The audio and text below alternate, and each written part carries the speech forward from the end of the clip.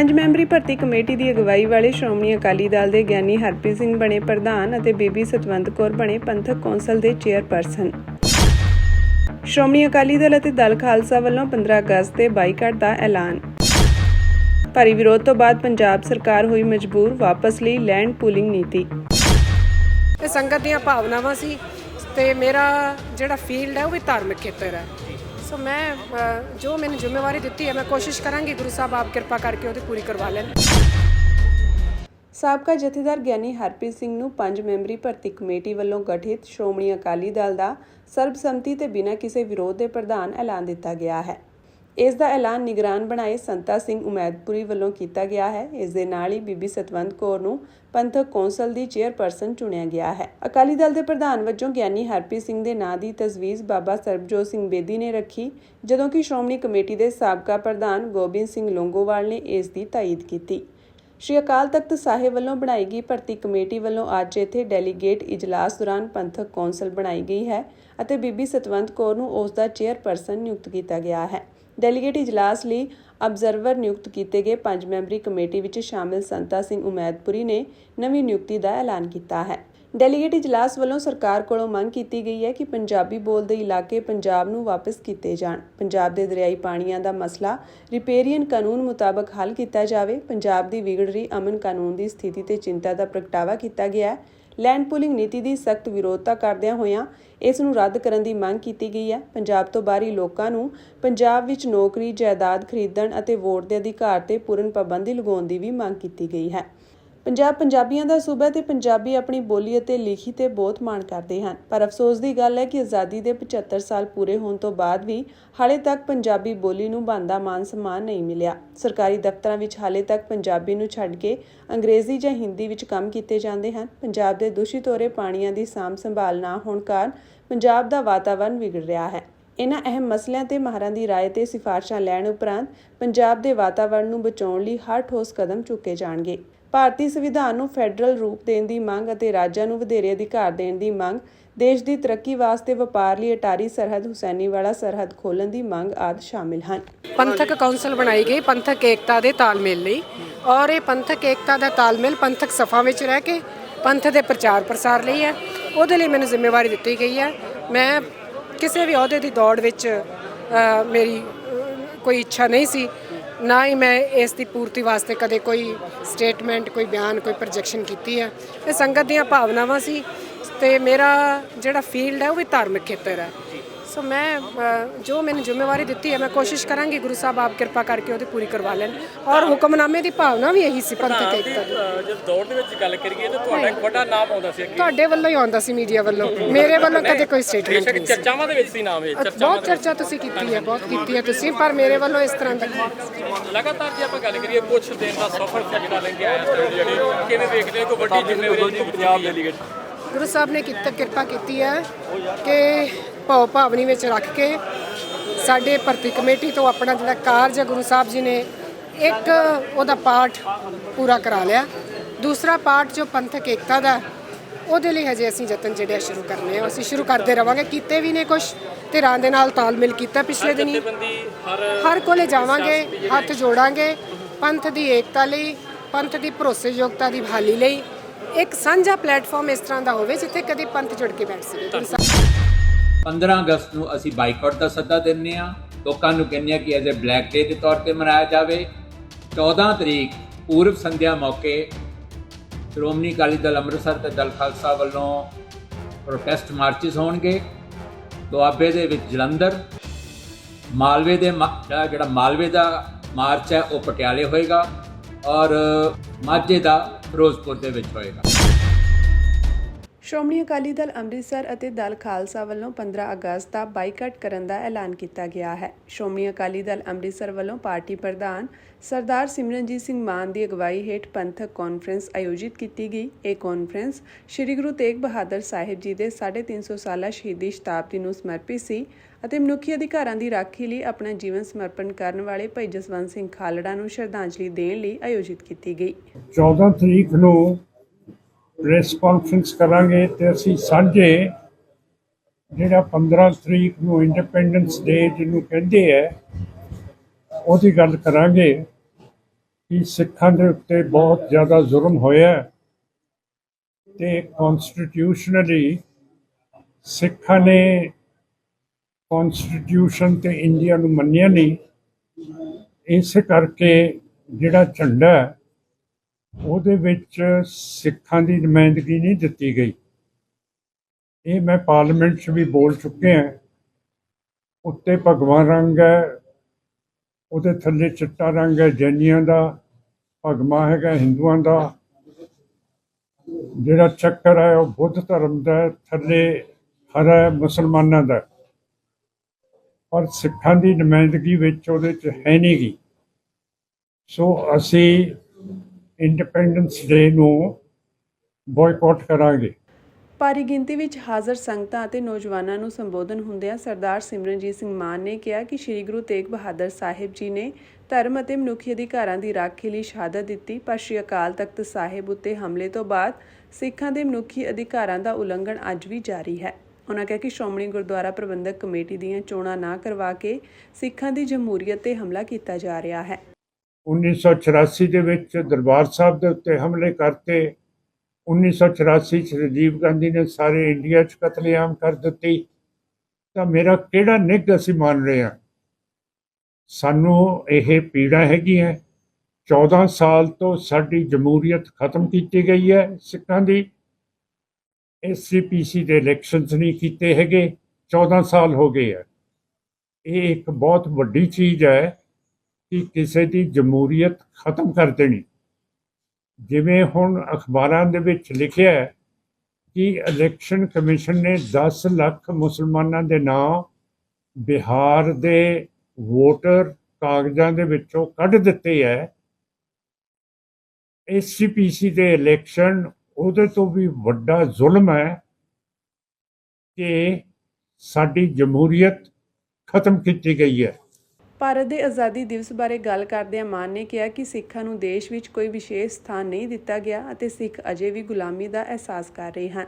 ਇਸ ਮੌਕੇ ਸਰਦਾਰ ਸਿਮਰਨਜੀਤ ਸਿੰਘ ਮਾਨ ਨੇ ਕਿਹਾ ਕਿ ਸ਼੍ਰੋਮਣੀ ਅਕਾਲੀ ਦਲ ਅੰਮ੍ਰਿਤਸਰ ਅਤੇ ਦਲ ਖਾਲਸਾ ਵੱਲੋਂ ਸਾਂਝੇ ਤੌਰ ਤੇ 15 ਅਗਸਤ ਦਾ ਬਾਈਕਾਟ ਕੀਤਾ ਗਿਆ ਹੈ। ਉਨ੍ਹਾਂ ਸੰਗਤਾਂ ਨੂੰ ਉਲੀਕੇ ਥਾਵਾਂ ਤੇ ਪ੍ਰੋਗਰਾਮ ਵਿੱਚ ਸ਼ਮੂਲੀਅਤ ਲਈ ਅਪੀਲ ਵੀ ਕੀਤੀ। ਉਨ੍ਹਾਂ ਨੇ ਸੱਦਾ ਦਿੱਤਾ ਕਿ ਸਾਰੇ ਸਿੱਖ ਆਪਣੇ ਹੱਕਾਂ ਦੀ ਪ੍ਰਾਪਤੀ ਲਈ ਖਾਲਿਸਤਾਨ ਦੇ ਨਿਸ਼ਚੇ ਨਾਲ ਅੱਗੇ ਵਧਣ। ਮਾਨ ਨੇ ਕਿਹਾ ਕਿ ਅਸੀਂ ਤਰਨਤਾਰਨ ਜ਼ਿਮਨੀ ਚੋਣਾਂ ਲਈ ਜਲਦੀ ਹੀ ਆਪਣਾ ਉਮੀਦਵਾਰ ਮੈਦਾਨ ਵਿੱਚ ਉਤਾਰਾਂਗੇ। ਸੋ ਅਸੀਂ ਇੰਡੀਪੈਂਡੈਂਸ ਡੇ ਨੂੰ ਬੋਇਕਾਟ ਕਰਾਂਗੇ। ਫਿਰ ਅਸੀਂ ਇਕੱਠੇ ਗੁਰਦਾਸ ਹਾਲ ਦੇ ਵਿੱਚ 5 ਸਤੰਬਰ ਨੂੰ ਖਾਲੜਾ ਦਿਵਸ ਮਨਾਵਾਂਗੇ ਉਹਨਾਂ ਦੀ ਯਾਦ ਦੇ ਵਿੱਚ। ਉੱਥੇ ਵੀ ਤੁਹਾਨੂੰ ਗੁਰਦਾਸ ਹਾਲ ਅਸੀਂ ਇਨਵਾਈਟ ਕਰਦੇ ਹਾਂ ਕਿ ਤੁਸੀਂ ਆਇਓ। ਉਹਦੇ ਵਿੱਚ ਵੀ ਕੰਵਰਪਾਲ ਸਿੰਘ ਤੇ ਇਹਨਾਂ ਦੀ ਪਾਰਟੀ ਸ਼ਾਮਲ ਹੋਣਗੇ। ਇਸ ਮੌਕੇ ਪਾਰਟੀ ਦੇ ਕਾਰਜਕਾਰੀ ਪ੍ਰਧਾਨ ਇਮਾਨ ਸਿੰਘ ਮਾਨ ਅਤੇ ਸਮੂਹ ਜਨਰਲ ਸਕੱਤਰ, ਅਹੁਦੇਦਾਰ ਅਤੇ ਮੈਂਬਰ ਸਹਿਬਾਨ ਅਤੇ ਸਿੱਖ ਜਥੇਬੰਦੀ ਦਲ ਖਾਲਸਾ ਦੇ ਆਗੂ ਵੀ ਹਾਜ਼ਰ ਸਨ। 15 ਤਰੀਕ ਜਿਹੜਾ 15 ਅਗਸਤ ਹੈ, ਕਿਉਂਕਿ ਪੂਰੇ ਭਾਰਤ ਦੇ ਵਿੱਚ ਭਾਰਤ ਆਪਣੇ ਜਿਹੜਾ ਪਾਰਟੀਸ਼ਨ ਹੋਈ ਸੀਗੀ 1947 ਦੇ ਵਿੱਚ, ਉਸ ਦਿਨ ਨੂੰ ਆਜ਼ਾਦੀ ਦੇ ਤੌਰ ਤੇ ਪੂਰੇ ਭਾਰਤ ਦੇ ਵਿੱਚ ਮਨਾਇਆ ਜਾਂਦਾ ਹੈ। ਲੇਕਿਨ ਪੰਜਾਬ ਲਈ ਇਹ ਕਾਲਾ ਦਿਨ ਹੈ।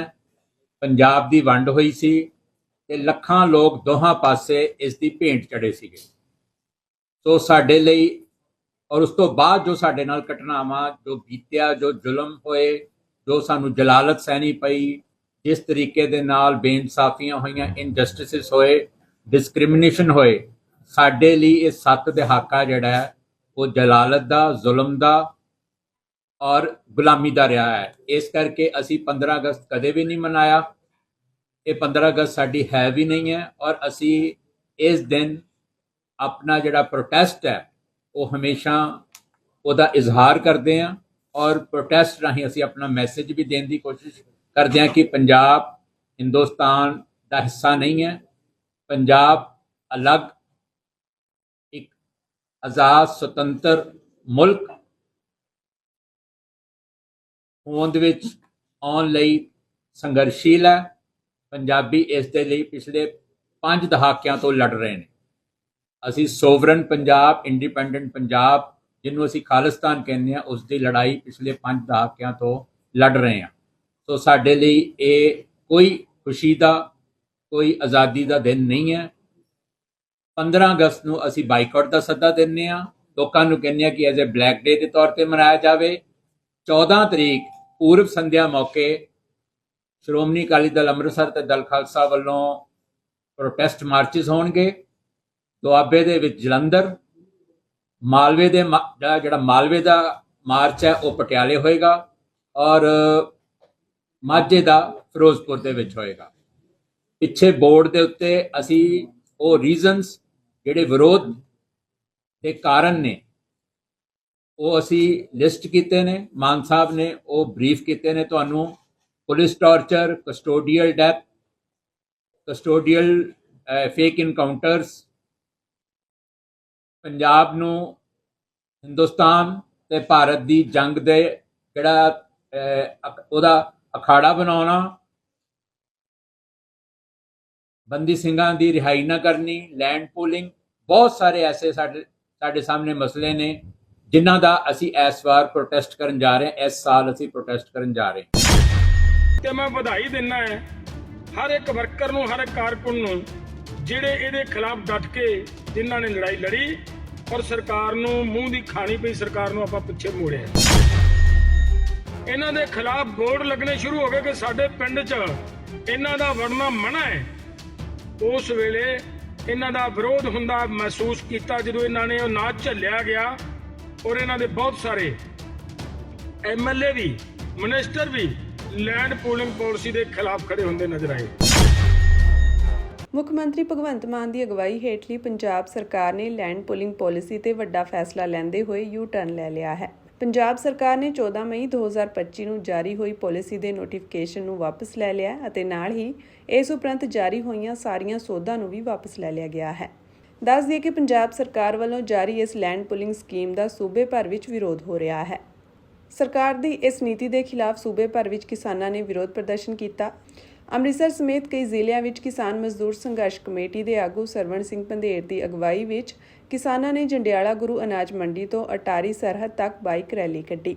ਇਸ ਮੌਕੇ ਕਿਸਾਨ ਆਗੂਆਂ ਨੇ ਦੋਸ਼ ਲਗਾਇਆ ਕਿ ਸਰਕਾਰ 40,000 ਏਕੜ ਤੋਂ ਵੱਧ ਉਪਜਾਊ ਖੇਤੀਬਾੜੀ ਜ਼ਮੀਨ ਨਿੱਜੀ ਕੰਪਨੀਆਂ ਨੂੰ ਦੇਣ ਦੀ ਤਿਆਰੀ ਕਰ ਰਹੀ ਹੈ, ਜਿਸ ਤੇ ਕਣਕ, ਝੋਨਾ ਤੇ ਸਬਜ਼ੀਆਂ ਉਗਾਈਆਂ ਜਾਂਦੀਆਂ ਹਨ। ਉਹਨਾਂ ਦਾ ਕਹਿਣਾ ਹੈ ਕਿ ਇਹ ਨੀਤੀ ਖੇਤੀ ਨੂੰ ਤਬਾਹ ਕਰ ਦੇਵੇਗੀ ਅਤੇ ਭਵਿੱਖ ਵਿੱਚ ਗੰਭੀਰ ਭੋਜਨ ਸੰਕਟ ਪੈਦਾ ਕਰ ਸਕਦੀ ਹੈ। ਇਸ ਰੈਲੀ ਦਾ ਉਦੇਸ਼ ਉਪਜਾਊ ਖੇਤੀਬਾੜੀ ਜ਼ਮੀਨ ਨੂੰ ਕਾਰਪੋਰੇਟ ਘਰਾਣਿਆਂ ਦੇ ਹੱਥਾਂ ਵਿੱਚ ਜਾਣ ਤੋਂ ਰੋਕਣਾ ਦੱਸਿਆ ਗਿਆ। ਪੰਧੇਰ ਦੀ ਅਗਵਾਈ ਵਾਲੀ ਰੈਲੀ ਵਿੱਚ ਕਿਸਾਨਾਂ ਨੇ ਅੰਮ੍ਰਿਤਸਰ ਦੇ ਜਲਿਆਂਵਾਲਾ ਬਾਗ ਤੋਂ ਆਪਣਾ ਮਾਰਚ ਸ਼ੁਰੂ ਕੀਤਾ। ਇਸ ਮੌਕੇ ਕਿਸਾਨ ਆਗੂ ਪੰਧੇਰ ਨੇ ਕਿਹਾ ਕਿ ਲੈਂਡ ਪੂਲਿੰਗ ਐਕਟ ਖੇਤੀ ਖਤਮ ਕਰ ਦੇਵੇਗਾ।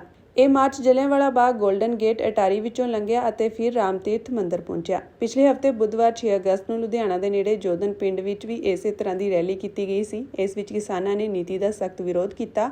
ਇਸ ਰੈਲੀ ਦਾ ਨਾਮ ਜ਼ਮੀਨ ਬਚਾਓ ਰੱਖਿਆ ਗਿਆ ਸੀ। ਇਸ ਦੌਰਾਨ ਪੰਜਾਬ ਅਤੇ ਹਰਿਆਣਾ ਹਾਈ ਕੋਰਟ ਨੇ ਵੀ ਰਾਜ ਸਰਕਾਰ ਦੀ ਇਸ ਨੀਤੀ ਤੇ ਪਾਬੰਦੀ ਲਗਾ ਦਿੱਤੀ ਸੀ। ਅਦਾਲਤ ਦਾ ਕਹਿਣਾ ਸੀ ਕਿ ਲੈਂਡ ਪੂਲਿੰਗ ਨੀਤੀ ਨੂੰ ਜਲਦਬਾਜ਼ੀ ਵਿੱਚ ਲਾਗੂ ਕੀਤਾ ਗਿਆ ਹੈ, ਜਿਸ ਵਿੱਚ ਸਮਾਜਿਕ ਪ੍ਰਭਾਵ, ਵਾਤਾਵਰਣ ਸੰਬੰਧੀ ਮੁੱਦੇ ਅਤੇ ਸ਼ਿਕਾਇਤ ਨਿਵਾਰਨ ਵਰਗੇ ਮਹੱਤਵਪੂਰਨ ਪਹਿਲੂਆਂ ਨੂੰ ਨਜ਼ਰਅੰਦਾਜ਼ ਕੀਤਾ ਗਿਆ ਹੈ। ਜਸਟਿਸ ਅਨੁਪਿੰਦਰ ਸਿੰਘ ਗਰੇਵਾਲ ਅਤੇ ਦੀਪਕ ਮਨਚੰਦਾ ਦੇ ਬੈਂਚ ਨੇ ਟਿੱਪਣੀ ਕੀਤੀ ਕਿ ਗ੍ਰਹਿਣ ਲਈ ਚੁਣੀ ਗਈ ਜ਼ਮੀਨ ਸੂਬੇ ਦੀਆਂ ਸਭ ਤੋਂ ਉਪਜਾਊ ਜ਼ਮੀਨਾਂ ਵਿੱਚੋਂ ਇੱਕ ਹੈ ਅਤੇ ਇਸ ਦਾ ਸਮਾਜਿਕ ਵਾਤਾਵਰਣ ਤੇ ਡੂੰਘਾ ਪ੍ਰਭਾਵ ਪੈ ਸਕਦਾ ਹੈ। ਕਿਸਾਨ ਸੰਗਠਨਾਂ ਨੇ ਸਪਸ਼ਟ ਕਰ ਦਿੱਤਾ ਸੀ ਕਿ ਉਹਨਾਂ ਦਾ ਅੰਦੋਲਨ ਉਦੋਂ ਤੱਕ ਜਾਰੀ ਰਹੇਗਾ ਜਦੋਂ ਤੱਕ ਸਰਕਾਰ ਇਸ ਨੀਤੀ ਨੂੰ ਪੂਰੀ ਤਰ੍ਹਾਂ ਵਾਪਸ ਨਹੀਂ ਲੈ ਲੈਂਦੀ। ਇਸੇ ਦੇ ਚੱਲਦਿਆਂ ਅੱਜ ਹਾਊਸਿੰਗ ਅਤੇ ਸ਼ਹਿਰੀ ਵਿਕਾਸ ਵਿਭਾਗ ਦੇ ਪ੍ਰਮੁੱਖ ਸਕੱਤਰ ਵੱਲੋਂ ਜਾਰੀ ਇੱਕ ਪ੍ਰੈਸ ਨੋਟ ਵਿੱਚ ਸਰਕਾਰ ਨੇ ਐਲਾਨ ਕੀਤਾ ਕਿ ਨੀਤੀ ਅਤੇ ਇਸ ਤੋਂ ਬਾਅਦ ਦੀਆਂ ਸਾਰੀਆਂ ਸੋਧਾਂ ਤੁਰੰਤ ਪ੍ਰਭਾਵ ਨਾਲ ਰੱਦ ਕਰ ਦਿੱਤੀਆਂ ਗਈਆਂ ਹਨ। ਇਸ ਯੋਜਨਾ ਦੇ ਤਹਿਤ ਕੀਤੀਆਂ ਗਈਆਂ ਸਾਰੀਆਂ ਕਾਰਵਾਈਆਂ, ਜਿਸ ਵਿੱਚ ਲੈਟਰ ਆਫ ਇੰਟੈਂਟ ਜਾਰੀ ਕਰਨਾ, ਰਜਿਸਟ੍ਰੇਸ਼ਨਾਂ ਅਤੇ ਹੋਰ ਉਪਾਅ ਸ਼ਾਮਿਲ ਹਨ, ਉਹਨਾਂ ਨੂੰ ਵਾਪਸ ਲਿਆ ਜਾਂਦਾ ਹੈ। ਦੱਸ ਦਈਏ ਕਿ ਪੰਜਾਬ ਸਰਕਾਰ ਨੇ ਯੋਜਨਾਬੰਦ ਸ਼ਹਿਰੀਕਰਨ ਲਈ ਲੈਂਡ ਪੂਲਿੰਗ ਨੀਤੀ ਲਿਆਂਦੀ ਸੀ। ਇਸ ਯੋਜਨਾ ਤਹਿਤ ਪੰਜਾਬ ਭਰ ਦੇ 27 ਸ਼ਹਿਰਾਂ ਵਾਸਤੇ ਲਗਭਗ 40,000 ਏਕੜ ਵਾਹੀਯੋਗ ਜ਼ਮੀਨ ਐਕਵਾਇਰ ਕੀਤੇ ਜਾਣ ਦੀ ਯੋਜਨਾ ਸੀ।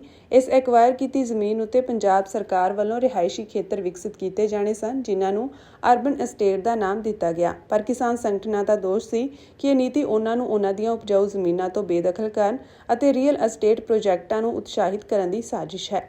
ਹੁਣੇ ਖਬਰ ਮਿਲੀ ਹੈ, ਸੂਚਨਾ ਮਿਲੀ ਹੈ ਕਿ ਸਰਕਾਰ ਨੇ ਲੈਂਡ ਪੂਲਿੰਗ ਪਾਲਿਸੀ ਤੋਂ ਯੂ ਟਰਨ ਲੈ ਲਿਆ ਹੈ। ਉਹਨਾਂ ਨੇ ਇਹ ਪਾਲਿਸੀ ਨੂੰ ਵਾਪਸ ਲੈ ਲਿਆ ਹੈ।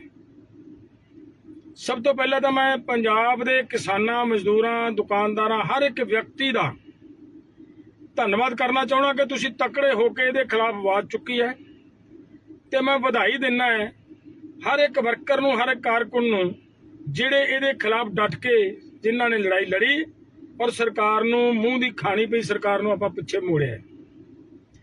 ਦੂਸਰੀ ਗੱਲ ਹੈ ਵੀ ਮੈਂ ਸਪਸ਼ਟ ਕਰ ਦਿਆਂ ਕਿ ਸਰਕਾਰ ਅੱਜ ਇਹ ਕਹਿ ਰਹੀ ਹੈ ਭਾਵੇਂ ਕਿ ਜੀ ਲੋਕਾਂ ਨੇ ਪਸੰਦ ਨਹੀਂ ਕੀਤੀ, ਅਸੀਂ ਵਾਪਸ ਲੈ ਲਈ। ਸਰਕਾਰ ਨੇ ਇਹ ਪਾਲਿਸੀ ਕੋਈ ਪੋਲੇ ਪੈਰੀ ਖੰਡ ਖਾਂਦਿਆਂ ਵਾਪਸ ਨਹੀਂ ਲਈ। ਜਿਸ ਤਰੀਕੇ ਦੇ ਨਾਲ ਵੱਡਾ ਵਿਰੋਧ ਹੋਇਆ ਔਰ ਜੇਕਰ ਇਹਨਾਂ ਨੇ ਕਿਸਾਨਾਂ ਦੀ ਭਾਵਨਾ ਸਮਝ ਕੇ ਵਾਪਸ ਲੈਣ ਵਾਲੀ ਗੱਲ ਹੁੰਦੀ ਤਾਂ ਫਿਰ ਇਹ ਹੋਣਾ ਚਾਹੀਦਾ ਸੀ ਜਿਸ ਦਿਨ ਕਿਸਾਨ ਜਥੇਬੰਦੀਆਂ ਨੇ ਇਹਨੂੰ ਇਸ ਪਾਲਿਸੀ ਦੀ ਕੱਲੀ ਗੱਲ ਨੂੰ ਉਹਦੀਆਂ ਵੱਖੀਆਂ ਉਧੇੜ ਕੇ ਪ੍ਰੈਸ ਦੇ ਵਿੱਚ ਸਾਹਮਣੇ ਰੱਖਦਾ ਸੀ ਔਰ ਉਸੇ ਦਿਨ ਸਾਡਾ ਮੁੱਖ ਮੰਤਰੀ ਕਹਿੰਦਾ ਕਿ ਠੀਕ ਹੈ ਜੇ ਕਿਸਾਨਾਂ ਨੂੰ ਨਹੀਂ ਪਸੰਦ ਤਾਂ ਮੈਂ ਵਾਪਸ ਲੈਣਾ। ਵਾਪਸ ਕਿਦੋਂ ਲਈ? 15 ਦਿਨ 20 ਦਿਨ ਲਗਾਤਾਰ ਰੋਜ਼ ਕਿਸੇ ਨਾ ਕਿਸੇ ਆਪਦੇ ਮਿਨਿਸਟਰ ਤੋਂ ਆਪ ਖੁਦ ਸਾਡੇ ਮੁੱਖ ਮੰਤਰੀ ਜੀ ਬਿਆਨ ਦਿੰਦੇ ਸੀ ਉਹਦੇ ਹੱਕ 'ਚ ਇਹ ਪਾਲਿਸੀ ਬਹੁਤ ਵਧੀਆ ਹੈ, ਇਹ ਤਾਂ ਮਾਲਾਮਾਲ ਕਰ ਦੇਗੀ। ਸਾਰੇ ਦੇ ਸਾਰੇ ਮੰਤਰੀਆਂ ਨੇ ਜ਼ੋਰ ਲਾਇਆ, ਸਾਡੇ ਖਜ਼ਾਨਾ ਮੰਤਰੀ ਤੱਕ ਜ਼ੋਰ ਲਾਇਆ ਇਹਦੇ ਤੇ ਇਹ ਪਾਲਿਸੀ ਬਹੁਤ ਵਧੀਆ ਹੈ।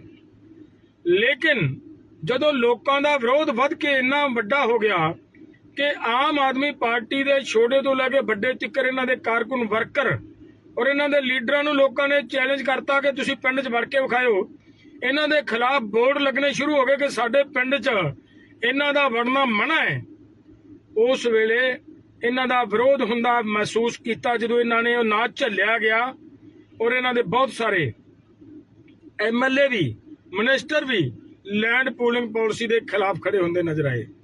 ਇਹ ਤੋਂ ਵੀ ਗਾਹਾਂ ਬਹੁਤ ਸਾਰੇ ਇਹਨਾਂ ਦੇ ਕੋਈ ਚੇਅਰਮੈਨ, ਕੋਈ ਪ੍ਰਧਾਨ, ਕੋਈ ਜਨਰਲ ਸਕੱਤਰ, ਕੋਈ ਛੋਟੇ ਲੈਵਲ ਦਾ ਔਰ ਉਹਨਾਂ ਦੀ ਜਿਨ੍ਹਾਂ ਦੀ ਮਾੜੀ ਮੋਟ ਜ਼ਮੀਰ ਜਾਗਦੀ ਸੀ ਉਹਨਾਂ ਨੇ ਇਹਦੇ ਖਿਲਾਫ ਆਵਾਜ਼ ਚੁੱਕੀ।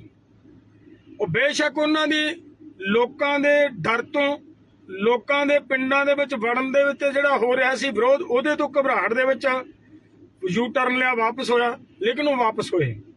ਲੇਕਿਨ ਫਿਰ ਵੀ ਆਪਾਂ ਦੇਖਿਆ ਹੈ ਕਿ ਬਹੁਤ ਸਾਰੇ ਜਿਹੜੇ ਇਹਨਾਂ ਦੇ ਭੇਡਾਂ ਜਾਂ ਇਹਨਾਂ ਦੇ ਚਮਚੇ ਮੈਂ ਕਹਾਂ, ਉਹ ਹਜੇ ਵੀ ਇਹਨੂੰ ਚੰਗਾ ਕਹਿਣ ਦੇ ਲੱਗੇ ਹੋਏ ਸੀ। ਫਿਰ ਇਹਨੂੰ ਐ ਤਾਂ ਨਹੀਂ ਕਿਹਾ ਜਾ ਸਕਦਾਗਾ ਵੀ ਇਹ ਬੋਲੇ ਪੈਰੀ ਕਿਸਾਨਾਂ ਦੇ ਹਿੱਤਾਂ ਨੂੰ ਵੇਖ ਕੇ ਹੀ ਵਾਪਸ ਲੈ ਲਈ ਹੋਵੇ। ਸੋ ਇਹ ਜਿਹੜੀ ਪਾਲਿਸੀ ਵਾਪਸ ਲਈ ਹੈ ਇਹ ਲੋਕਾਂ ਦੇ ਵੱਡੇ ਵਿਰੋਧ ਨੂੰ ਨਾ ਝੱਲ ਸਕੀ, ਝੱਲਦੀ ਹੋਈ ਸਰਕਾਰ ਨੂੰ ਇਹ ਮਜਬੂਰਨ ਵਾਪਸ ਲੈਣੀ ਪਈ। ਔਰ ਲੋਕਾਂ ਨੂੰ ਮੈਂ ਫਿਰ ਬੇਨਤੀ ਕਰਦਾ ਭਰਾਵੋ ਕਿ ਇਹ ਹਮਲਾ WTO ਦੀਆਂ ਪਾਲਿਸੀਆਂ ਦੇ ਤਹਿਤ ਕਾਰਪੋਰੇਟਾਂ ਦੇ ਪੱਖ ਦੇ ਵਿੱਚ ਭੁਗਤਣ ਵਾਲਾ ਫੈਸਲਾ ਸੀ। ਤੁਹਾਡੀ ਜ਼ਮੀਨ ਹਰ ਹਾਲਤ ਦੇ ਵਿੱਚ ਕਾਰਪੋਰੇਟਸ ਨੂੰ ਦੇਣ ਦੀ ਜਿਹੜੇ ਉਪਰਾਲੇ ਸੀ ਔਰ ਤੁਹਾਨੂੰ ਘਸਿਆਰੇ ਬਣਾਉਣ ਦੀ ਕੋਸ਼ਿਸ਼ ਸੀ, ਤੁਹਾਨੂੰ ਮਜ਼ਦੂਰ ਬਣਾਉਣ ਦੀ ਕੋਸ਼ਿਸ਼ ਸੀ, ਤੁਹਾਡੇ 164 ਪਿੰਡ ਉਜਾੜਨ ਦੀ ਕੋਸ਼ਿਸ਼ ਸੀ। ਇਹਦੇ ਤਲਵਾਰ ਤੁਹਾਡੇ ਸਿਰ ਤੇ ਹਮੇਸ਼ਾ ਸਾਡੇ ਪੰਜਾਬ ਦੇ ਕਿਸਾਨਾਂ ਦੇ ਸਿਰ ਤੇ ਲਟਕਦੀ ਰਹਿਣੀ ਹੈ। ਇਕੱਲੇ ਪੰਜਾਬ ਨਹੀਂ, ਪੂਰੇ ਭਾਰਤ ਦੇ ਕਿਸਾਨਾਂ ਦੇ ਸਿਰ ਦੇ ਉੱਤੇ ਤਲਵਾਰ ਲਟਕ ਰਹੀ ਹੈ। ਸਾਨੂੰ ਇਹਦੇ ਖਿਲਾਫ ਏਕਤਾ ਨੂੰ ਹੋਰ ਮਜ਼ਬੂਤ ਕਰਨ ਦੀ ਲੋੜ ਹੈ। ਹੋਰ ਵੱਡੀ ਤਾਕਤ ਇਕੱਠੀ ਕਰਕੇ ਸਰਕਾਰ ਨੂੰ ਮੂੰਹ ਤੋੜ ਜਵਾਬ ਦੇਣ ਦੀ ਲੋੜ ਹੈ। ਸੋ ਇਹ ਮੈਂ ਫਿਰ ਦੁਬਾਰਾ ਕਹਿ ਦਿਆਂ ਕਿ ਸਰਕਾਰ ਨੇ ਕੋਈ ਲੋਕਾਂ ਦੇ ਉੱਤੇ ਬਹੁਤ ਵੱਡਾ ਅਹਿਸਾਨ ਨਹੀਂ ਕੀਤਾ। ਇਹਨੂੰ ਵਾਪਸ ਲੈ ਕੇ ਇਹ ਸਰਕਾਰ ਨੂੰ ਥੁੱਕ ਕੇ ਚੱਟਣਾ ਪਿਆ ਹੈ। ਲੋਕਾਂ ਦੇ ਵਿਰੋਧ ਦਾ ਸਾਹਮਣਾ ਨਹੀਂ ਕਰ ਸਕਦੇ ਸੀ ਇਹਨਾਂ ਦੇ MLA, ਇਹਨਾਂ ਦੇ MP, ਇਹਨਾਂ ਦੇ ਮਿਨਿਸਟਰ, ਇਹਨਾਂ ਦੇ ਚੇਅਰਮੈਨ, ਇਹਨਾਂ ਦੇ ਪ੍ਰਧਾਨ। ਔਰ ਉਹ ਵਿਰੋਧ ਦੇ ਸਾਹਮਣੇ ਜਦੋਂ ਗੋਡੇ ਟੇਕ ਕੇ ਸਰਕਾਰ ਨੇ ਵਾਪਸ ਲਿਆ। ਔਰ ਲੋਕਾਂ ਨੂੰ ਮੈਂ ਕਹੂੰਗਾ ਲੋਕਾਂ ਦੀ ਏਕਤਾ, ਲੋਕਾਂ ਦੇ ਲੜਨ ਦੇ ਮਾਦੇ ਦੀ ਇਹ ਜਿੱਤ ਹੈ। ਬਹੁਤ ਬਹੁਤ ਮੁਬਾਰਕਾਂ। ਸਾਰੇ ਸਾਡੇ ਹਰ ਇੱਕ ਵਿਅਕਤੀ, ਹਰ ਇੱਕ ਕਿਸਾਨ, ਚਾਹੇ ਉਹ ਕਿਸੇ ਵੀ ਜਥੇਬੰਦੀ ਨਾਲ ਜੁੜਿਆ ਸੀ, ਸਭ ਦਾ ਮਿੱਤਰੋ ਬਹੁਤ ਬਹੁਤ ਧੰਨਵਾਦ। ਤੁਸੀਂ ਇਸ ਥਾਂ ਦੇ ਉੱਤੇ ਸਰਕਾਰ ਨੂੰ ਦੀ ਇਸ ਨੀਤੀ ਨੂੰ ਪੁੱਠਾ ਗੇੜਾ ਦਿੱਤਾ ਹੈ। ਬਹੁਤ ਬਹੁਤ ਮੁਬਾਰਕਾਂ।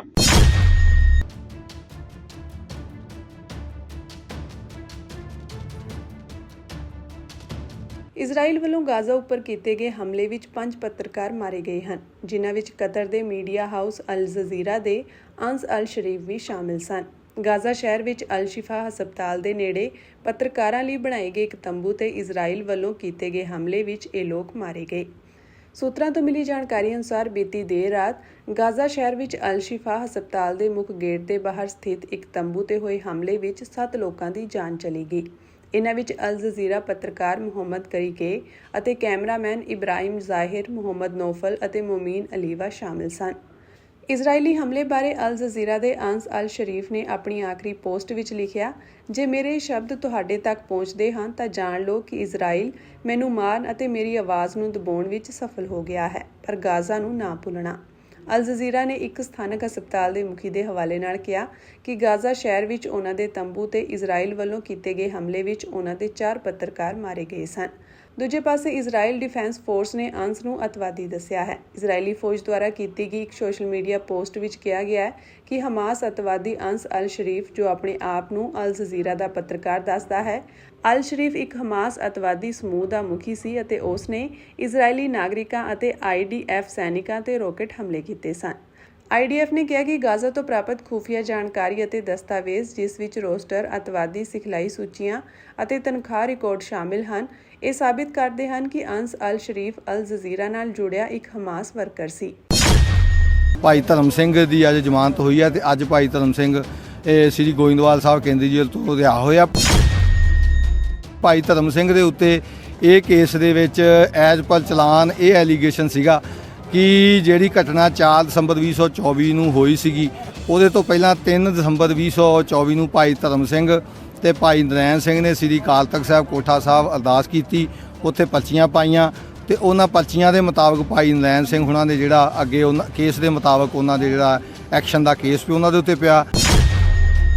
ਭਾਈ ਧਰਮ ਸਿੰਘ ਨੂੰ 4 ਦਸੰਬਰ 2024 ਨੂੰ ਸੁਖਬੀਰ ਬਾਦਲ ਨੂੰ ਇਰਾਦਾ ਕਤਲ ਨਾਲ ਗੋਲੀ ਮਾਰਨ ਦੇ ਕੇਸ ਵਿੱਚ ਭਾਈ ਨਰੈਣ ਸਿੰਘ ਚੋੜਾ ਨਾਲ ਨਾਮਜ਼ਦ ਕੀਤਾ ਗਿਆ ਸੀ। ਜ਼ਿਕਰਯੋਗ ਹੈ ਕਿ ਭਾਈ ਨਰੈਣ ਸਿੰਘ ਚੋੜਾ ਨੂੰ ਪਹਿਲਾਂ ਹੀ ਇਸ ਕੇਸ ਵਿੱਚੋਂ ਜ਼ਮਾਨਤ ਮਿਲ ਚੁੱਕੀ ਹੈ ਅਤੇ ਇਸ ਕੇਸ ਵਿੱਚ ਸੁਖਬੀਰ ਬਾਦਲ ਨੇ ਅਜੇ ਤੱਕ ਵੀ ਆਪਣਾ ਬਿਆਨ ਦਰਜ ਨਹੀਂ ਕਰਵਾਇਆ ਤੇ ਸੁਖਬੀਰ ਬਾਦਲ ਵੱਲੋਂ ਪੰਜਾਬ ਤੇ ਹਰਿਆਣਾ ਹਾਈ ਕੋਰਟ ਵਿੱਚ ਰਿਟ ਪਟੀਸ਼ਨ ਦਾਇਰ ਕਰਕੇ ਇਸ ਕੇਸ ਦੀ ਜਾਂਚ ਕਿਸੇ ਕੇਂਦਰੀ ਏਜੰਸੀ ਤੋਂ ਕਰਵਾਉਣ ਦੀ ਮੰਗ ਕੀਤੀ ਹੋਈ ਹੈ।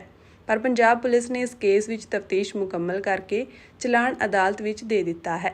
ਭਾਈ ਧਰਮ ਸਿੰਘ ਨੂੰ ਇਰਾਦਾ ਕਤਲ ਦੀ ਸਾਜ਼ਿਸ਼ ਵਿੱਚ ਰੱਖਿਆ ਗਿਆ ਸੀ ਤੇ ਚਲਾਨ ਮੁਤਾਬਕ 3 ਦਸੰਬਰ ਨੂੰ ਭਾਈ ਨਰੈਣ ਸਿੰਘ ਤੇ ਧਰਮ ਸਿੰਘ ਨੇ ਸ੍ਰੀ ਅਕਾਲ ਤਖਤ ਸਾਹਿਬ ਤੇ ਅਰਦਾਸ ਕਰਕੇ ਪਰਚੀਆਂ ਪਾ ਕੇ ਘਟਨਾ ਨੂੰ ਅੰਜਾਮ ਦੇਣ ਜਾਂ ਅੰਜਾਮ ਨਾ ਦੇਣ ਦੀ ਅਰਦਾਸ ਕੀਤੀ ਸੀ। ਇਸ ਦੌਰਾਨ ਅਰਦਾਸ ਭਾਈ ਨਰੈਣ ਸਿੰਘ ਚੋੜਾ ਨੇ ਕੀਤੀ ਸੀ ਤੇ ਪਰਚੀ ਧਰਮ ਸਿੰਘ ਨੇ ਚੁੱਕੀ ਸੀ। ਭਾਈ ਧਰਮ ਸਿੰਘ ਨੂੰ ਵਧੀਕ ਸੈਸ਼ਨ ਜੱਜ ਅੰਮ੍ਰਿਤਸਰ ਸੰਜੀਵ ਕੁੰਦੀ ਨੇ 4 ਅਗਸਤ ਨੂੰ ਜ਼ਮਾਨਤ ਦੇ ਦਿੱਤੀ ਸੀ ਤੇ ਅੱਜ ਜ਼ਮਾਨਤੀ ਮੁਚਲਕਾ ਭਰਨ ਤੋਂ ਬਾਅਦ ਭਾਈ ਧਰਮ ਸਿੰਘ ਦੀ ਰਿਹਾਈ ਹੋ ਗਈ ਹੈ। ਇਹ ਜਾਣਕਾਰੀ ਐਡਵੋਕੇਟ ਜਸਪਾਲ ਸਿੰਘ ਮੰਝਪੁਰ ਅਤੇ ਵਕੀਲ ਸਰਦਾਰ ਜਗਦੀਪ ਸਿੰਘ ਰੰਧਾਵਾ ਨੇ ਸਾਂਝੀ ਕੀਤੀ ਹੈ। ਅੱਜ ਗੁਰੂ ਖਾਲਸਾ ਪੰਥ ਦੇ ਬੜੀ ਖੁਸ਼ੀ ਦੀ ਗੱਲ ਆ ਕਿ ਭਾਈ ਧਰਮ ਸਿੰਘ ਏਕਲ ਗੱਡਾ, ਜਿਹੜੇ ਕਿ ਪਿਛਲੇ 3 ਮਹੀਨੇ ਤੋਂ ਵੱਧ ਸਮੇਂ ਤੋਂ ਇੱਥੇ ਕੇਂਦਰੀ ਜੇਲ੍ਹ ਸ੍ਰੀ ਗੋਇੰਦਵਾਲ ਸਾਹਿਬ ਵਿਖੇ ਨਜ਼ਰਬੰਦ ਸੀ ਤੇ ਇਹਨਾਂ ਨੂੰ ਭਾਈ ਨਰੈਣ ਸਿੰਘ ਚੌੜਾ ਦਾ ਜਿਹੜਾ ਕੇਸ ਸੀ 4 ਦਸੰਬਰ 2024 ਦਾ ਸੁਖਬੀਰ ਬਾਦਲ ਦੇ ਉੱਤੇ ਗੋਲੀ ਦਾ ਜਿਹੜਾ ਕੇਸ ਸੀਗਾ, ਉਹਦੇ ਵਿੱਚ ਦਸੰਬਰ 2024 ਚ ਨੋਮੀਨੇਟ ਕੀਤਾ ਗਿਆ ਸੀਗਾ। ਬਾਅਦ ਦੇ ਵਿੱਚ ਇਹਨਾਂ ਦੀ ਜਿਹੜੀ ਐਂਟੀਸਪੇਟਰੀ ਬੇਲ ਸੈਸ਼ਨ ਅੰਮ੍ਰਿਤਸਰ ਤੋਂ ਲੈ ਕੇ ਅਸੀਂ ਸੁਪਰੀਮ ਕੋਰਟ ਤੱਕ ਲੈ ਕੇ ਗਏ ਸੀ, ਪਰ ਕਿਸੇ ਵਜ੍ਹਾ ਕਰਕੇ ਜਿਹੜੀ ਆ ਇਹਨਾਂ ਦੀ ਜ਼ਮਾਨਤ ਨਹੀਂ ਸੁਪਰੀਮ ਕੋਰਟ ਤੋਂ ਵੀ ਨਹੀਂ ਹੋਈ। ਤਾਂ ਫਿਰ 1 ਮਈ 2025 ਨੂੰ ਭਾਈ ਧਰਮ ਸਿੰਘ ਹੁਣਾਂ ਨੂੰ ਜਿਹੜਾ ਗ੍ਰਿਫਤਾਰ ਕਰ ਲਿਆ ਗਿਆ ਸੀਗਾ ਇਸ ਕੇਸ ਦੇ ਵਿੱਚ ਤੇ ਪਿਛਲੇ ਦਿਨੀ ਇਹਨਾਂ ਦੀ ਜਿਹੜੀ ਜ਼ਮਾਨਤ ਆ ਉਹ ਅੰਮ੍ਰਿਤਸਰ ਸੈਸ਼ਨ ਅਦਾਲਤ ਦੇ ਵਿੱਚ ਲਾਈ ਗਈ ਸੀਗੀ ਤੇ ਇਹਨਾਂ ਦਾ ਜਿਹੜਾ ਖਿਲਾਫ ਚਲਾਨ ਪਹਿਲਾਂ ਭਾਈ ਨਰੈਣ ਸਿੰਘ ਦੇ ਖਿਲਾਫ ਆ ਚੁੱਕਿਆ ਸੀਗਾ, ਚਾਰਜ ਲੱਗ ਗਏ ਸੀ ਤੇ ਭਾਈ ਧਰਮ ਸਿੰਘ ਦੇ ਖਿਲਾਫ ਵੀ ਚਲਾਨ ਜਿਹੜਾ ਆ ਗਿਆ ਸੀ, ਬੇਲ ਲਗਾਈ ਗਈ ਸੀ ਤੇ ਅਦਾਲਤ ਸ਼੍ਰੀ ਸੰਜੀਵ ਕੁੰਦੀ ਐਡੀਸ਼ਨਲ ਸੈਸ਼ਨ ਜੱਜ ਸ਼੍ਰੀ ਅੰਮ੍ਰਿਤਸਰ ਸਾਹਿਬ ਨੇ ਜਿਹੜੀ ਆ ਇਹਨਾਂ ਨੂੰ ਜ਼ਮਾਨਤ ਦਿੱਤੀ ਪਿਛਲੇ ਦਿਨੀ ਤੇ ਕੱਲ ਇਹਨਾਂ ਦੀ ਜਿਹੜੀ ਜ਼ਮਾਨਤ ਆ ਉਹ ਭਰ ਦਿੱਤੀ ਗਈ ਸੀ। 50,000 ਇੱਕ ਜ਼ਮਾਨਤੀ ਆ ਤੇ ਉਹ ਜੱਜ ਸਾਹਿਬ ਜਾਣ ਕਰਕੇ ਉਹ ਸਾਈਨ ਨਹੀਂ ਹੋ ਸਕੇ ਰਿਲੀਜ਼ ਆਰਡਰ ਤੇ ਅੱਜ ਰਿਲੀਜ਼ ਆਰਡਰ ਹੋਣ ਤੋਂ ਬਾਅਦ ਭਾਈ ਧਰਮ ਸਿੰਘ ਦੀ ਅੱਜ ਜ਼ਮਾਨਤ ਹੋਈ ਹੈ ਤੇ ਅੱਜ ਭਾਈ ਧਰਮ ਸਿੰਘ ਸ੍ਰੀ ਗੋਇੰਦਵਾਲ ਸਾਹਿਬ ਕੇਂਦਰੀ ਜੇਲ੍ਹ ਤੋਂ ਰਿਹਾ ਹੋਇਆ। ਭਾਈ ਧਰਮ ਸਿੰਘ ਦੇ ਉੱਤੇ ਇਹ ਕੇਸ ਦੇ ਵਿੱਚ ਐਜ਼ ਪਰ ਚਲਾਨ ਇਹ ਐਲੀਗੇਸ਼ਨ ਸੀਗਾ ਕਿ ਜਿਹੜੀ ਘਟਨਾ 4 ਦਸੰਬਰ 2024 ਨੂੰ ਹੋਈ ਸੀਗੀ, ਉਹਦੇ ਤੋਂ ਪਹਿਲਾਂ 3 ਦਸੰਬਰ 2024 ਨੂੰ ਭਾਈ ਧਰਮ ਸਿੰਘ ਤੇ ਭਾਈ ਨਰੈਣ ਸਿੰਘ ਨੇ ਸ੍ਰੀ ਅਕਾਲ ਤਖਤ ਸਾਹਿਬ ਕੋਠਾ ਸਾਹਿਬ ਅਰਦਾਸ ਕੀਤੀ, ਉੱਥੇ ਪਰਚੀਆਂ ਪਾਈਆਂ ਤੇ ਉਹਨਾਂ ਪਰਚੀਆਂ ਦੇ ਮੁਤਾਬਕ ਭਾਈ ਨਰੈਣ ਸਿੰਘ ਹੁਣਾਂ ਦੇ ਜਿਹੜਾ ਅੱਗੇ ਉਹਨਾਂ ਕੇਸ ਦੇ ਮੁਤਾਬਕ ਉਹਨਾਂ ਦੇ ਜਿਹੜਾ ਐਕਸ਼ਨ ਦਾ ਕੇਸ ਵੀ ਉਹਨਾਂ ਦੇ ਉੱਤੇ ਪਿਆ ਤੇ ਬਹਿਸ ਦੇ ਵਿੱਚ ਵੀ ਜ਼ਮਾਨਤ ਦੀ ਹੋਈ ਵੀ ਭਾਈ ਧਰਮ ਸਿੰਘ ਜਿਹੜੇ ਆ ਇਹਨਾਂ ਕੋਲੋਂ ਕੋਈ ਰਿਕਵਰੀ ਨਹੀਂ, 120 ਵੀ ਸਾਜ਼ਿਸ਼ ਦੇ ਵਿੱਚ ਇਹਨਾਂ ਨੂੰ ਰੱਖਿਆ ਗਿਆ ਸੀਗਾ ਵੀ ਇਹਨਾਂ ਨੇ ਜਿਹੜੀ ਪਰਚੀ ਆ ਉਹ ਇਹਨਾਂ ਨੇ ਅਰਦਾਸ ਤੋਂ ਬਾਅਦ ਚੱਕ ਕੇ ਭਾਈ ਨਰੈਣ ਸਿੰਘ ਨੂੰ ਫੜਾਈ ਸੀ ਤੇ ਉਹਦੇ ਮੁਤਾਬਕ ਜਿਹੜਾ ਅੱਗੇ ਸਾਰਾ ਕੇਸ ਦੀ ਜਿਹੜੀ ਕਾਰਵਾਈ ਹੋਈ। ਭਾਈ ਧਰਮ ਸਿੰਘ ਦੇ ਉੱਤੇ ਕੇਸ ਪਾਉਣ ਦਾ ਜਿਹੜਾ ਦੂਜਾ ਵੱਡਾ ਕਾਰਨ ਸੀਗਾ ਕਿਉਂਕਿ ਭਾਈ ਨਰੈਣ ਸਿੰਘ ਹੁਣੀ 3 ਤਰੀਕ ਨੂੰ ਜਾਂ 4 ਨੂੰ ਹੋਰ ਵੀ ਬਹੁਤ ਸਾਰੇ ਬੰਦਿਆਂ ਨੂੰ ਮਿਲੇ ਸੀ ਪਰ ਜਦੋਂ ਵਿਕਰਮ ਮਜੀਠੀਆ ਉਸ ਸਮੇਂ ਪ੍ਰੈਸ ਕਾਨਫਰੰਸਾਂ ਕਰਦਾ ਸੀ ਤਾਂ ਉਹਨੂੰ ਕਿਸੇ ਨੇ ਦੱਸਿਆ ਕਿ ਭਾਈ ਧਰਮ ਸਿੰਘ ਦੇ ਤੇ ਭਾਈ ਨਰੈਣ ਸਿੰਘ ਚੌੜੇ ਦੇ ਉੱਤੇ ਇੱਕ ਪਹਿਲਾਂ ਵੀ ਕੇਸ ਸੀਗਾ, ਤਾਂ ਉਹਨੇ ਵਿਕਰਮ ਮਜੀਠੀਏ ਦੇ ਕਹੇ ਦੇ ਉੱਤੇ ਜਿਹੜਾ ਇਸ ਕੇਸ ਦੇ ਵਿੱਚ ਭਾਈ ਧਰਮ ਸਿੰਘ ਨੂੰ ਨੋਮੀਨੇਟ ਜਿਹੜਾ ਕੀਤਾ ਗਿਆ ਸੀ। ਅੱਜ ਐਸੀ ਕਲਾ ਵਰਤੀ ਆ ਕਿ ਭਾਈ ਧਰਮ ਸਿੰਘ ਜਿਹੜੇ ਜੇਲ੍ਹ ਤੋਂ ਬਾਹਰ ਆ ਤੇ ਵਿਕਰਮ ਮਜੀਠੀਆ ਜਿਹੜੀ ਆਪਣੀ ਜ਼ਮਾਨਤ ਦੇ ਵਾਸਤੇ ਆ ਉਹ ਅਦਾਲਤਾਂ ਦੇ ਧੱਕੇ ਖਾ ਰਿਹਾ ਹੈਗਾ। ਸੋ ਇਹ ਜਿਹੜੀ ਅੱਜ ਜ਼ਮਾਨਤ ਹੋਈ ਆ ਲਗਭਗ 3 ਮਹੀਨੇ ਤੋਂ ਵੱਧ ਦਾ ਸਮਾਂ ਭਾਈ ਧਰਮ ਸਿੰਘ ਹੁਣੇ ਦੇ। ਪਹਿਲਾਂ ਵੀ ਇਹਨਾਂ ਦੇ ਉੱਤੇ ਕੇਸ ਭਾਈ ਨਰੈਣ ਸਿੰਘ ਚੌੜਾ ਦੇ ਨਾਲ ਸੀ, ਇੱਥੇ ਤਰਨਤਾਰਨ ਸਾਹਿਬ ਵੀ ਉਹ ਉਹਨਾਂ ਦਾ ਆਲਰੇਡੀ ਜਿਹੜਾ ਬਰੀ ਹੋ ਚੁੱਕਿਆ ਹੈਗਾ। ਹਾਂਜੀ, ਵਾਹਿਗੁਰੂ ਜੀ ਕਾ ਖਾਲਸਾ। ਭਾਈ ਧਰਮ ਸਿੰਘ ਏਕਲ ਗੱਡੇ ਜਿਹੜੇ ਕਿ ਸੁਖਬੀਰ ਬਾਦਲ ਜਿਹੜਾ ਅਲੈਜਡ ਸੁਖਬੀਰ ਬਾਦਲ ਦੇ ਕੇਸ ਵਿੱਚ ਤੇ ਹਮਲਾ ਕਰਨ ਦੇ ਜਿਹੜੇ ਆ ਉਹ ਦੋਸ਼ ਵਿੱਚ ਅੰਦਰ ਸੀ ਭਾਈ ਨਰੈਣ ਸਿੰਘ ਚੌੜਾ ਜੀ ਦੇ ਨਾਲ। ਪਹਿਲਾਂ ਜਿਸ ਤਰ੍ਹਾਂ ਕਿ ਪਹਿਲਾਂ ਮੰਝਪੁਰ ਸਾਹਿਬ ਨੇ ਦੱਸ ਚੁੱਕੇ ਆ ਕਿ ਪਹਿਲਾਂ ਜਿਹੜਾ ਹੈ ਉਹ ਭਾਈ ਨਰੈਣ ਸਿੰਘ ਚੌੜਾ ਨੂੰ ਜਿਹੜਾ ਗ੍ਰਿਫਤਾਰ ਕਰਕੇ ਤੇ ਉਸ ਤੋਂ ਬਾਅਦ ਇਹਨਾਂ ਨੂੰ ਜਿਹੜਾ ਗ੍ਰਿਫਤਾਰ ਕੀਤਾ ਗਿਆ। ਇਹ ਸਾਰਾ ਜਿਹੜਾ ਸਰਕਾਰਾਂ ਦਾ ਕੰਮ ਆ, ਇਹਨਾਂ ਦੇ ਜਿਹੜੇ ਇਹਨਾਂ ਦੀ ਵਿਚਾਰਧਾਰਾ ਹੈਗੀ ਆ ਉਹਦਾ ਕਰਕੇ ਇਹ ਸਾਰਾ ਕੁਝ ਜਿਹੜਾ ਹੋ ਰਿਹਾ ਵਾ। ਇਹ ਲੋਕਾਂ ਤੇ ਜ਼ੁਲਮ ਕਰ ਰਹੇ ਆ ਤੇ ਜਿਹੜੇ ਆ ਅਕਾਲੀ ਦਲ ਬਾਦਲ ਵਾਲੇ ਜਿਹੜੇ ਆਪਣੇ ਆਪ ਨੂੰ ਸੁਖਬੀਰ ਵਰਗੇ ਜਿਹੜੇ ਆਪਣੇ ਆਪ ਨੂੰ ਵਾਰਸ ਸਮਝਦੇ ਆ ਕਿ ਅਸੀਂ ਪੰਥਕ ਠੇਕਾ ਲਿਆ ਹੋਇਆ ਵਾ, ਅਸੀਂ ਜਿਹੜੇ ਪੰਥ ਦੇ ਵਾਰਸ ਆ, ਇਹ ਆਪਣਾ ਇਹ ਖਿਆਲ ਜਿਹੜਾ ਵਾ ਦਿਲੋਂ ਕੱਢ ਦੇਣ। ਤੇ ਇਸ ਕਰਕੇ ਇਹਨਾਂ ਨੂੰ ਜਿਹੜਾ ਵਾ ਆਪਣਾ ਕੋਈ ਵੀ ਹੱਕ ਨਹੀਂ ਆ ਇਸ ਤਰੀਕੇ ਜਿਹੜਾ ਕਿਸੇ ਵੀ ਜਿਹੜਾ ਹੈਗਾ ਉਹ ਕਰਨ ਦਾ। ਤੇ ਬਾਕੀ ਪਹਿਲਾਂ ਮੰਝਪੁਰ ਸਾਹਿਬ ਨੇ ਦੱਸ ਦਿੱਤਾ ਕਿ ਕਿਸ ਤਰ੍ਹਾਂ ਪਹਿਲਾਂ ਹਾਈ ਕੋਰਟ ਜਿਹੜਾ ਆਪਣਾ ਸੈਸ਼ਨ ਕੋਰਟ, ਫਿਰ ਹਾਈ ਕੋਰਟ, ਫਿਰ ਸੁਪਰੀਮ ਕੋਰਟ ਤੱਕ ਜਿਹੜੀ ਪਹੁੰਚ ਕੀਤੀ ਗਈ। ਉਸ ਤੋਂ ਬਾਅਦ ਇਹਨਾਂ ਨੇ ਸਾਰੀਆਂ ਜਿਹੜੀਆਂ ਆਪਣੀਆਂ ਲੀਗਲ ਰੈਮੇਡੀ ਸੀਗੀਆਂ, ਜੋ ਵੀ ਇਹਨਾਂ ਨੂੰ ਕਾਨੂੰਨੀ ਹੱਕ ਸੀਗੇ, ਉਹ ਇਸਤੇਮਾਲ ਕਰਨ ਤੋਂ ਬਾਅਦ ਫਿਰ ਭਾਈ ਧਰਮ ਸਿੰਘ ਜਿਹੜੇ 1 ਤਰੀਕ ਨੂੰ ਪੇਸ਼ ਹੋਏ ਤੇ ਫਿਰ ਉਸ ਤੋਂ ਬਾਅਦ ਜਿਹੜਾ ਵਾ ਇਹਨਾਂ ਨੂੰ ਜਿਹੜੀ ਜ਼ਮਾਨਤ ਜਿਹੜੀ ਆ ਉਹ ਦੇ ਦਿੱਤੀ ਗਈ ਆ। ਪਰ ਮੈਂ ਇੱਥੇ ਹੋਰ ਗੱਲ ਕਲੀਅਰ ਕਰਨਾ ਚਾਹਣਾ ਕਿ ਭਾਈ ਧਰਮ ਸਿੰਘ ਖਾਲਸਾ ਜਿਹੜੇ ਹੈਗੇ ਨੇ, ਏਕਲ ਗੱਡਾ ਜਿਹੜੇ ਹੈਗੇ ਨੇ, ਉਹ ਇਸ ਵਕਤ ਜਿਹੜੇ ਆ ਆਪਣਾ ਬਿਲਕੁਲ ਚੜ੍ਹਦੀ ਕਲਾ 'ਚ ਨੇ ਤੇ ਉਹ ਕਿਸੇ ਵੀ ਗੱਲੋਂ ਘਬਰਾਉਂਦੇ ਨਹੀਂ ਆ। ਤੇ ਜਿਹੜੀਆਂ ਵੀ ਪੰਥ ਵਿਰੋਧੀ ਤਾਕਤਾਂ ਵਾ ਉਹਨਾਂ ਨੂੰ ਜਿਹੜਾ ਵਾ ਮਤਲਬ ਚੈਲੰਜ ਕਰਨ ਵਾਸਤੇ ਜਿਹੜੇ ਆ ਤਿਆਰ ਨੇ। ਤੇ ਇਸ ਕਰਕੇ ਜਿਹੜਾ ਉਹ ਭਾਈ ਨਰੈਣ ਸਿੰਘ ਚੌੜਾ ਦੇ ਸਾਥੀ ਨੇ। ਤੇ ਪਰ ਇਹ ਜਿਹੜਾ ਗਲਤ ਜੋੜਿਆ ਗਿਆ ਅੱਖਰ, ਜਿਸ ਤਰ੍ਹਾਂ ਮੰਝਪੁਰ ਸਾਹਿਬ ਨੇ ਦੱਸਿਆ ਵੀ ਇਹ ਕਿਤੇ ਇਹ ਨਾ ਸੋਚਣ ਕਿ ਅਸੀਂ ਇਸ ਤਰ੍ਹਾਂ ਕਰਕੇ ਜਾਂ ਧੱਕੇਸ਼ਾਹੀ ਕਰਕੇ ਜਿਹੜਾ ਹੈਗਾ ਉਹ ਅਸੀਂ ਇਸ ਤਰ੍ਹਾਂ ਜਿਹੜੇ ਪੰਥਕ ਜਿਹੜੇ ਬਣ ਜਾਾਂਗੇ। ਇਸ ਤਰ੍ਹਾਂ ਪੰਥਕ ਜਿਹੜਾ ਉਹ ਨਹੀਂ ਬਣਿਆ ਜਾ ਸਕਦਾ। ਇੱਕ ਰਿਪੋਰਟ ਵਿੱਚ ਦਾਅਵਾ ਕੀਤਾ ਗਿਆ ਹੈ ਕਿ ਪਾਕਿਸਤਾਨ ਦੇ ਫੀਲਡ ਮਾਰਸ਼ਲ ਅਸੀਮ ਮੁਨੀਰ ਨੇ ਭਾਰਤ ਨੂੰ ਪਰਮਾਣੂ ਯੁੱਧ ਦੀ ਚੇਤਾਵਨੀ ਦਿੱਤੀ ਹੈ। ਮੁਨੀਰ ਨੇ ਕਿਹਾ ਕਿ ਸਿੰਧੂ ਜਲ ਸੰਧੀ ਨੂੰ ਮੁਅੱਤਲ ਕਰਨ ਤੇ ਭਾਰਤ ਨੂੰ 10 ਮਿਸਾਈਲਾਂ ਨਾਲ ਹਮਲਾ ਕਰਕੇ ਤਬਾਹ ਕਰ ਦਿੱਤਾ ਜਾਵੇਗਾ। ਅਸੀਮ ਮੁਨੀਰ ਨੇ ਕਿਹਾ ਕਿ ਭਾਰਤ ਦੇ ਇਸ ਮੁਲਤਵੀ ਕਰਨ ਦੇ ਫੈਸਲੇ ਨਾਲ 25 ਕਰੋੜ ਲੋਕ ਭੁੱਖਮਰੀ ਦੇ ਖਤਰੇ ਵਿੱਚ ਪੈ ਸਕਦੇ ਹਨ। ਉਨ੍ਹਾਂ ਅੱਗੇ ਕਿਹਾ ਕਿ ਅਸੀਂ ਇੱਕ ਪਰਮਾਣੂ ਹਥਿਆਰਬੰਦ ਦੇਸ਼ ਹਾਂ ਅਤੇ ਜੇਕਰ ਸਾਨੂੰ ਲੱਗਦਾ ਹੈ ਕਿ ਅਸੀਂ ਡੁੱਬ ਰਹੇ ਹਾਂ ਤਾਂ ਅਸੀਂ ਅੱਧੀ ਦੁਨੀਆ ਨੂੰ ਆਪਣੇ ਨਾਲ ਲੈ ਕੇ ਜਾਵਾਂਗੇ। ਅਸੀਮ ਮੁਨੀਰ ਨੇ ਇਹ ਚੇਤਾਵਨੀ ਪਾਕਿਸਤਾਨੀ ਕਾਰੋਬਾਰੀ ਅਦਨਾਨ ਅਸਦ ਦੁਆਰਾ ਟੈਂਪਾ ਦੇ ਗ੍ਰੈਂਡ ਹਯਾਤ ਹੋਟਲ ਵਿੱਚ ਆਯੋਜਿਤ ਇੱਕ ਪ੍ਰੋਗਰਾਮ ਵਿੱਚ ਦਿੱਤੀ, ਜਿਸ ਵਿੱਚ ਪਾਕਿਸਤਾਨੀ ਡਾਇਸਪੋਰਾ ਦੇ ਲਗਭਗ 120 ਮੈਂਬਰ ਸ਼ਾਮਿਲ ਹੋਏ। ਮਹਿਮਾਨਾਂ ਨੂੰ ਮੋਬਾਈਲ ਫੋਨ ਜਾਂ ਹੋਰ ਡਿਜੀਟਲ ਡਿਵਾਈਸ ਲਿਆਉਣ ਦੀ ਇਜਾਜ਼ਤ ਨਹੀਂ ਸੀ। ਇਸ ਮੌਕੇ ਮੁਨੀਰ ਨੇ ਮਈ ਵਿੱਚ 4 ਦਿਨਾਂ ਦੀ ਜੰਗ ਵਿੱਚ ਭਾਰਤ ਦੇ ਨੁਕਸਾਨ ਤੇ ਤੰਜ ਕੱਸਿਆ ਅਤੇ ਕਿਹਾ ਕਿ ਭਾਰਤ ਨੂੰ ਇਸ ਟਕਰਾਅ ਵਿੱਚ ਆਪਣੇ ਨੁਕਸਾਨ ਨੂੰ ਸਵੀਕਾਰ ਕਰਨਾ ਚਾਹੀਦਾ ਹੈ। ਉਨ੍ਹਾਂ ਕਿਹਾ ਕਿ ਜੇਕਰ ਭਾਰਤ ਆਪਣੇ ਨੁਕਸਾਨ ਦਾ ਵੇਰਵਾ ਦਿੰਦਾ ਹੈ ਤਾਂ ਪਾਕਿਸਤਾਨ ਵੀ ਨੁਕਸਾਨ ਦਾ ਵੇਰਵਾ ਦੇਵੇਗਾ। ਇਸ ਮੌਕੇ ਮੁਨੀਰ ਨੇ ਕਿਹਾ ਕਿ ਅਸੀਂ ਭਾਰਤ ਦੇ ਪੂਰਬ ਤੋਂ ਸ਼ੁਰੂਆਤ ਕਰਾਂਗੇ, ਜਿੱਥੇ ਉਹਨਾਂ ਕੋਲ ਕੀਮਤੀ ਸਰੋਤ ਹਨ, ਅਤੇ ਫਿਰ ਪੱਛਮ ਵੱਲ ਵਧਾਂਗੇ।